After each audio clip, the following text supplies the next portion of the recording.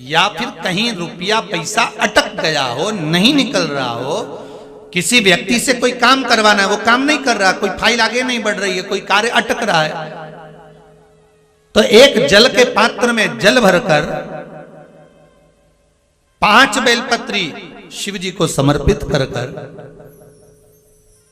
कुंदकेश्वर महादेव का नाम लेकर एक सफेद पुष्प बेलपत्री के ऊपर जो शिव जी को चढ़ाई है उस पर समर्पित कर जल जो लेकर गए हो, अपनी उस कामना को कर कि मेरा ये कार्य अटक रहा है, ये कार्य नहीं हो रहा, कुंदकेश्वर महादेव का नाम लेकर धीरे धीरे जल की धार चढ़ाइए। और एक बात हमेशा याद रखना, फिर निवेदन कर रहे हैं, अच्छे से समझ लेना, शंकर जी पर जब जल चढ़ता है, शिव जी का जब अभिषेक होता है, शंकर जी पर जब जल चढ़ाया जाता है, दूध चढ़ाओ, जल चढ़ाओ, कुछ भी चढ़ाओ, पर एक बात का स्मरण अपने जीवन में होना कि इतने ऊपर से मत चढ़ाना कि जल चढ़े और छींटे आपके ऊपर आए।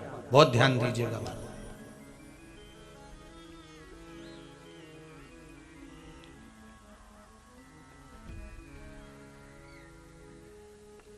यहां तक वर्णन करा गया है कि शंकर जी का जल चढ़ा हुआ जहां से बहकर जाता है ना, उसको लांगा तक नहीं जाता।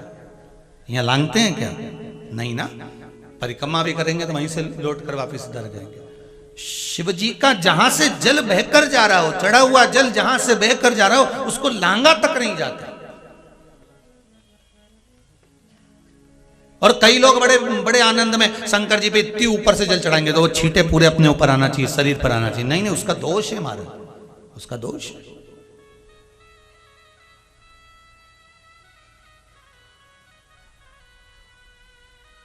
शिव जी को अगर आप जल चढ़ा रहे हो, जैसे आप भगवान को अगर जल चढ़ाओ, दूध चढ़ाओ, तो मान लो अगर जैसे एक सरल भाषा में समझ लो और अच्छे से कि जैसे ये शिवलिंग है शंकर जी का, ये शिवलिंग है, और आप जल चढ़ा रहे हो तो इतनी ऊपर से छोड़ोगे तो पानी का छींटा तो अपने ऊपर आएगा, पर वही जल, वही दूध, वही सामग्री आप शिवलिंग से थोड़ी सी दूरी बनाकर अगर आप समर्पित करेंगे तो बाबा उसको स्वीकार भी करता है और आनंद की अनुभूति भी होती है, कार्य में सिद्धता भी आती है,